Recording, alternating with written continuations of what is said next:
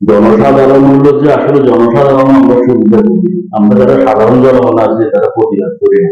এই যে রাস্তা বন্ধ করে যত বড় হোক, মেয়র হওয়ার জন্য হোক, রাজনৈতিক উদ্দেশ্য হোক, ছাত্র হত্যা হোক, এই হোক সেই হোক, ডাল ভাত যাই হোক, রাস্তা বন্ধ না করে করেন।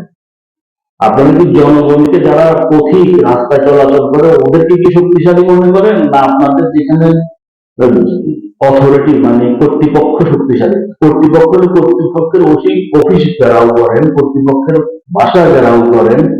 আপনার জনসাধারণ কি শক্তিশালী নাকি? আপনার জনসাধারণ কি কোনো কষ্ট দিচ্ছে? আমাদের যারা সাধারণ আছে ওরা সোশ্যাল মিডিয়ায় ঝড় তুলে দেন, একবারে ঝড় তুলে দেন যে তুমি রাজনীতিবিদ হোক, তুমি আসলে ভুয়া, তুমি কিসের সেবা করবে? তুমি সেবা করার আগেই তো আমাদেরকে রাস্তায় আটকায় কষ্ট দিচ্ছ।